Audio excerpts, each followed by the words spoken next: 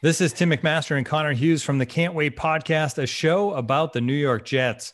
Joe Douglas spoke to reporters after Tuesday's trade deadline. No moves on Tuesday for New York, but Douglas did speak about his head coach, Adam Gase, and his quarterback, Sam Darnold. Let's start with Gase, Connor.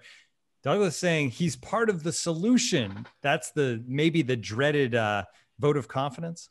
Yeah, look, I mean, it's GM speak. It's GM speak, which is no different than coach speak. It's Joe trying to not make a headline while making unintentionally making a headline. I mean, what Joe's saying that he thinks Adam Gase is part of the solution. I mean, that doesn't guarantee Adam Gase his job if the Jets lose to the Patriots on Monday night. It does not guarantee him a job through the rest of the season. It does not guarantee him a job in 2021. It's just simply a GM who is like friends out of football with his head coach, not wanting to rip his head coach to shreds when the whole world seems to be doing that. I mean, the Jets are an 0-8 disaster. They're a team that's heading towards 0-16. They're probably going to have the number one pick in the draft. And when this season is over, if it doesn't happen beforehand, they're going to let Adam Gase go. They're going to move on. They'll have a new coach next year. They'll have a new coaching staff. They'll have a new man on the sideline, and that's going to be that. And I think that people, obviously, as soon as Joe said it,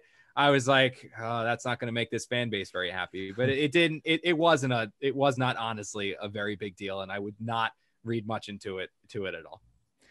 Now with Darnold, it was interesting because you'd expect that he would kind of be on a united front with one message that he wanted to get across about his quarterback, but he kind of a little wishy-washy, basically saying that Darnold's the quarterback of the future, but then not committing to him in 2021, which is the immediate future. So it's a similar thing where a GM has to answer these questions, but were you surprised that he didn't have a more succinct answer? No, because I think it's a tough question to ask. You know what I mean? Like when you talk about Darnold, it's not black and white. I mean, it's a question and it's a topic that has a lot of I's to dot and a lot of T's to cross, because it's, how do you evaluate Sam Darnold to this point? Okay. You got your evaluation. You still think he's a top tier quarterback. All right. Well, have you done enough to surround Sam with talent? Joe Douglas straight up said, no, he hasn't done enough to surround Sam Darnold with talent. Okay. Well, if you surround Sam Darnold with talent, do you believe he can be a successful quarterback? Yeah, I believe if you put a lot of talent around Sam Darnold, I haven't done a good enough job of doing that, Sam can be a successful quarterback. Okay, well, if that's the case, are you willing to commit to Sam Darnold as your starting quarterback in 2021? Sam Darnold's our quarterback of the future. Okay, so are you not willing to draft a quarterback number one overall? Not going to answer that. I'm focused on New England. Like it's a tough thing. So like the way that I think Joe Douglas answered that question is that, look, and the way that if he could truly answer it, it would be. It was that I believe Sam Darnold has the potential to be a franchise quarterback. I think that if I put top tier talent around him, Sam Darnold is going to be a franchise quarterback. I still believe that. And if Sam is a franchise quarterback and Sam catches fire, there's a chance at some point the rest of the season, the Jets win 2 or 3 games. Maybe they can beat the Chargers, who have had their own issues. Maybe they can take 1 or 2 from the Patriots, who look just as bad as the Jets at times. I mean, there's ways that if Sam is a franchise quarterback and plays like a franchise quarterback, he will the Jets to some victories where they are not in a position to draft Trevor Lawrence or Justin Fields at number 1 or number 2 in this year's draft.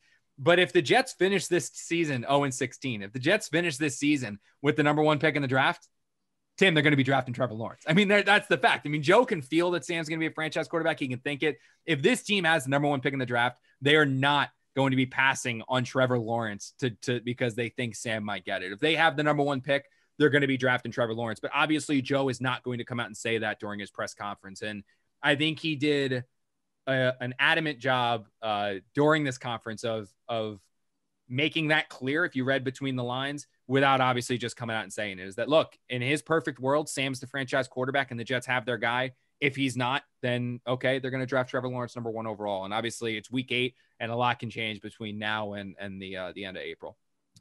Thank you for listening. The Athletic is the world's fastest growing sports media publication. Get in-depth stories you can't find anywhere else. Visit theathletic.com/Google to join for just $1 a week and ask your Google Assistant to play the latest episode of the Can't Wait podcast.